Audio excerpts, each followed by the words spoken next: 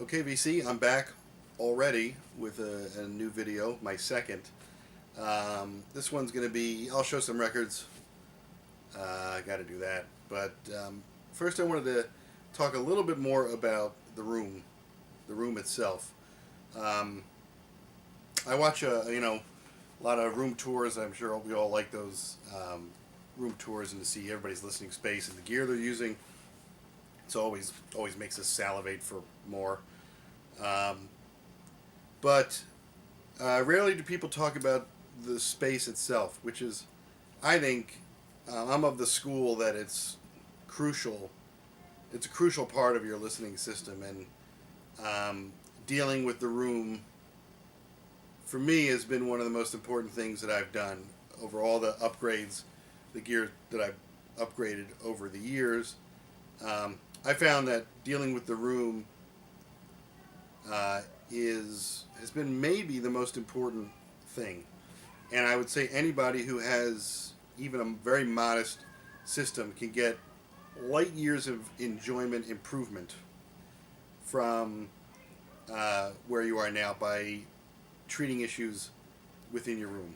And it's not always pretty, and you can't always do it because of space and aesthetics and things like that. So I get that, but there's a lot of different ways you can go about it. There's a lot of literature on it. I'm just trying to stress that it is, very important. As you'll hear people talk about it sometimes, and they harp on it, and I'm definitely one of those people. So I'm going to show you a little bit around the room, talk a little bit about what I've done and how it helps. All right, so here we are, basically from the listening position, so you can get to see how the room's set up a little bit. I've got the speakers on either side, unencumbered by the table here. You see, I got a little edge there, but let's not get maniacal about that. And I don't really have an issue with reflections coming off the table. And I've got a carpet down to deal with some floor reflections and some treatment at the reflection spot on the ceiling to deal with ceiling reflections. So what I'm getting at here is that dealing with these reflections is crucially important to imaging and your soundstage, because and I'm no acoustician, so bear with me, or if I get something wrong, forgive me, but this is my limited understanding of it. That these reflections, particularly early reflections, and those that arrive within, I can't remember the name, if it's the number, if it's 200 microseconds or 300 microseconds, a certain amount of time, your ear cannot distinguish between the original source and the reflected source. And so what happens is that, I'll give you an example. I was listening to Rumors, Fleetwood Mac's Rumors one day, and I did not have the sidewalls treated at the time. And I was listening to a guitar solo by Lindsey Buckingham. And the guitar, I'm going to sort of point here, was sort of spread out, sort of smeared across the space here. Of course, I didn't realize it was smeared. It just sounded like that was the guitar solo. And then I did a weird thing. I had some covering over here, but I put up a pillow between my ear and the side wall here, just to see what it sounded like. I just picked up one of these pillows and put it to block the side reflection, and the guitar squeezed down to a pinpoint like that. It was amazing. And I realized just then, I've got to deal with this, because everything just locked further into focus, and you knew exactly where it was, and it sounded more like a real thing rather than just a sort of a smeared instrument. So, and plus, it's smeared up over a certain amount of wherever the reflection is coming in, you're hearing some of the reflected sound as well as the source sound. So that something is here sounds like it's kind of over there now. So everything gets a little muddied like that. You may not realize it, but you've got things, you've got hard surfaces on the side walls. You're probably getting some degree of smearing and reflection there. And the same goes for the floor and the ceiling. Frankly, if you're close enough to the rear wall, I'm about 7 feet. So it becomes more of a minor issue. You can sort of work out the math.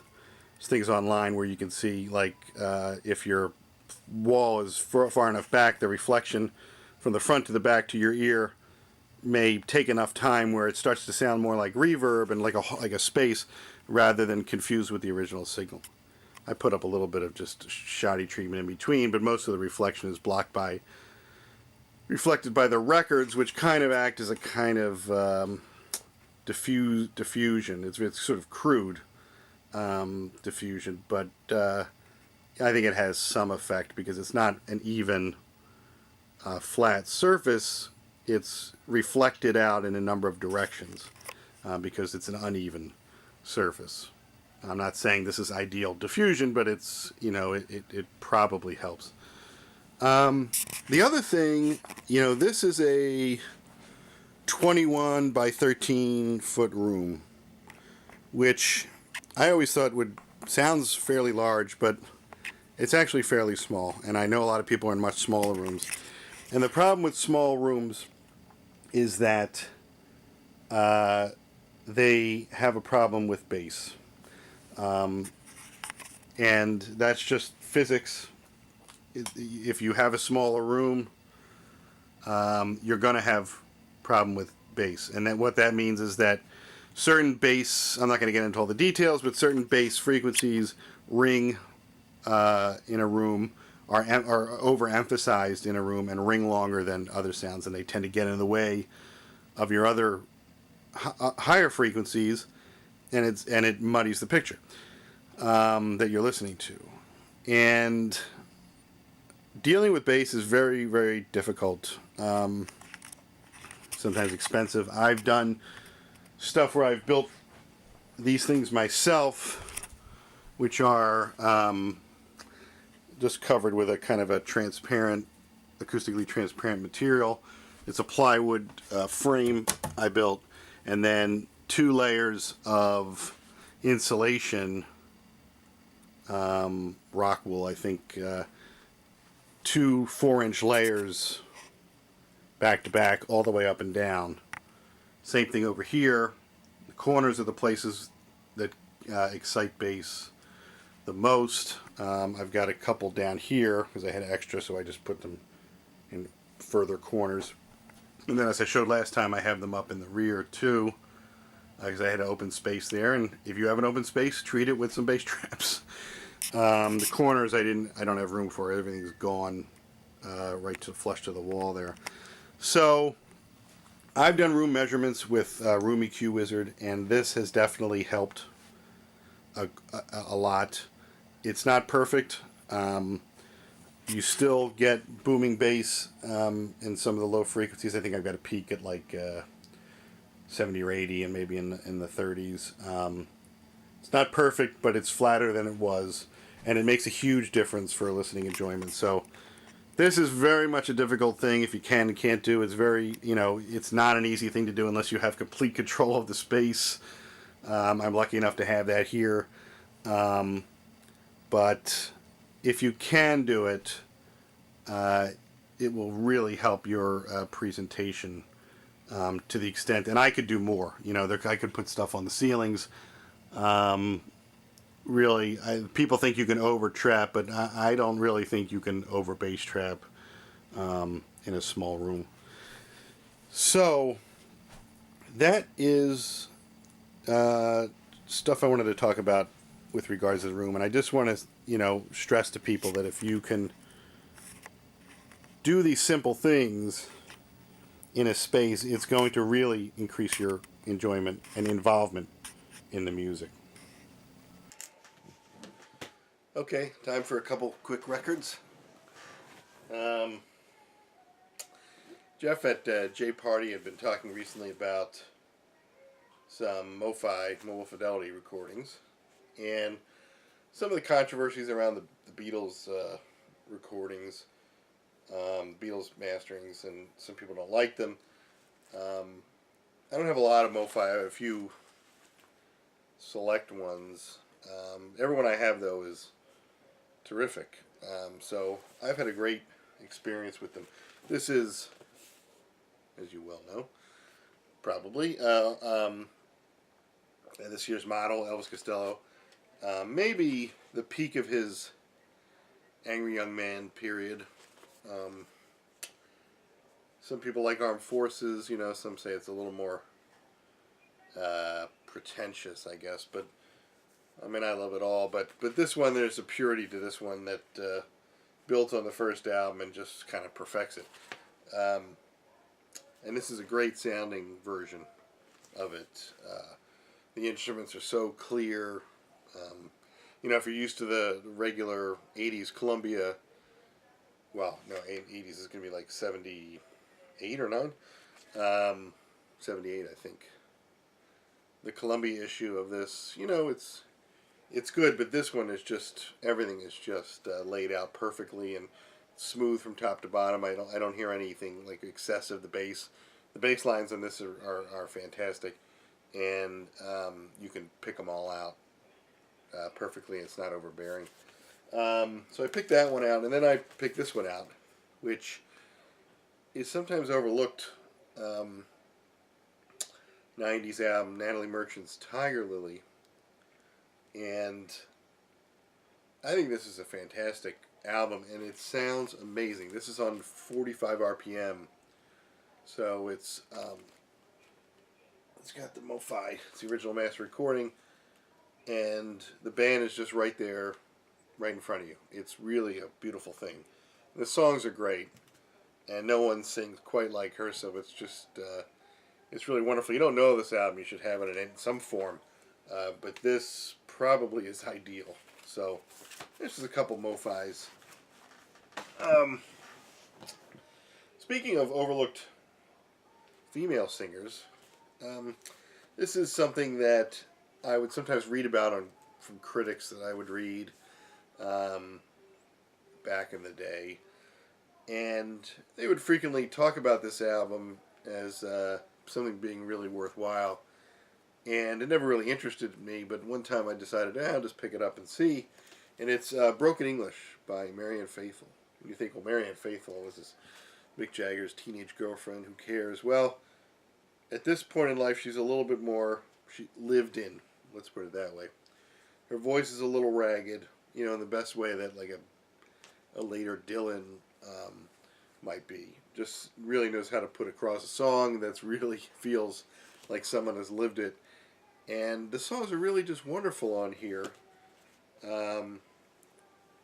Ballad of Lucy Jordan is one of my favorites.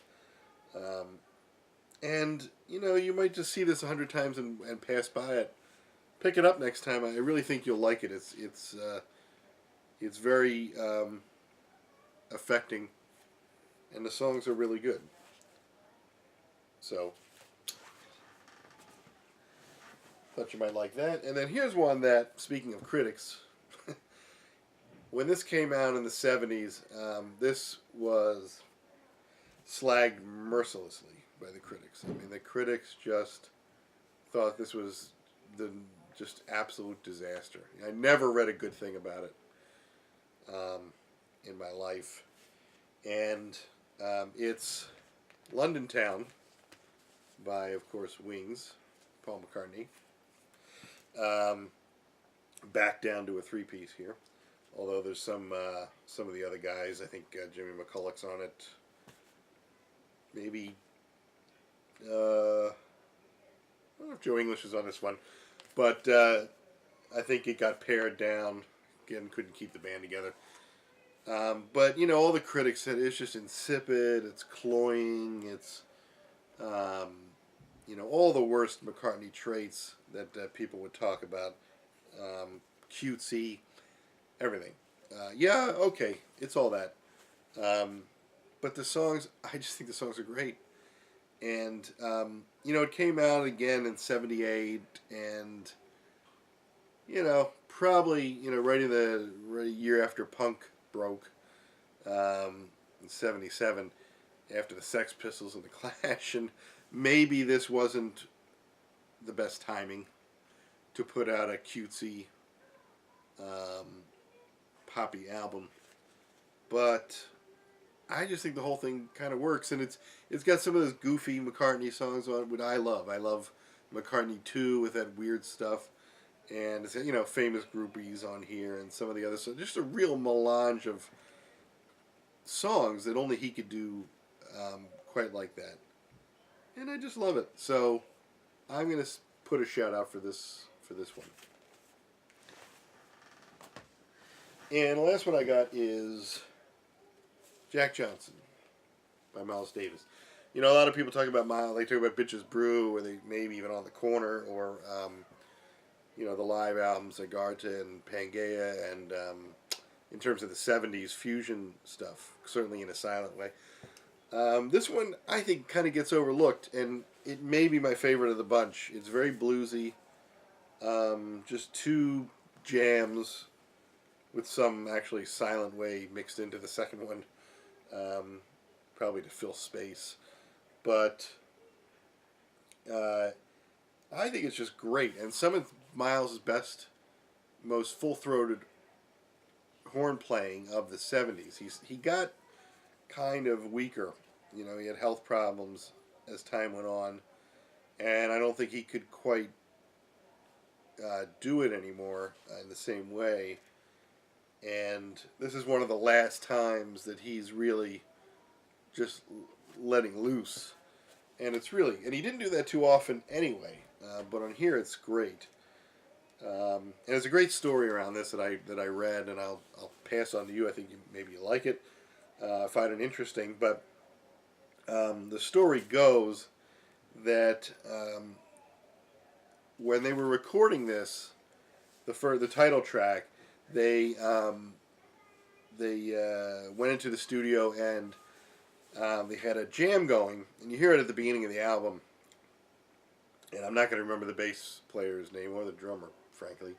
But John McLaughlin is on guitar, and they're sort of jamming along in E, and the bassist is playing a pattern in E, and McLaughlin is doing some chords, just some basic chords in E, which is a guitar key.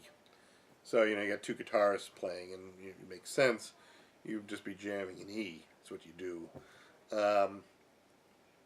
But then there's a period you can hear about a minute in, you can hear everything kind of quiets down, and Miles has walked into the studio. He's got his horn, and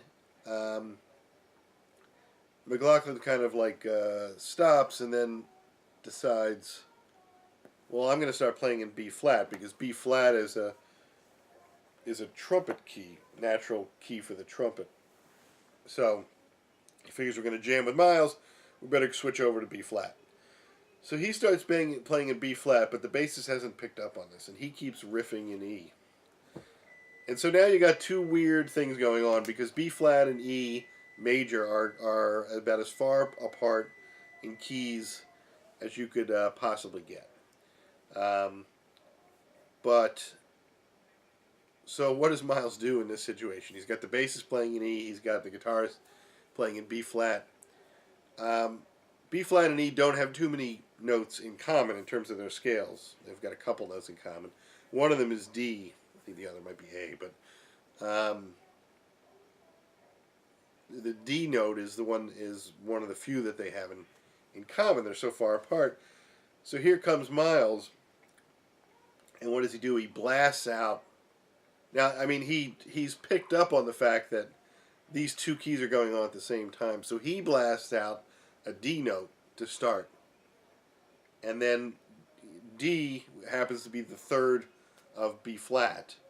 So it's kind of like a bluesy third to, and then he hits on B flat over and over again. He's sort of and he's telling the bassist, get over to B flat, because that's where I'm playing.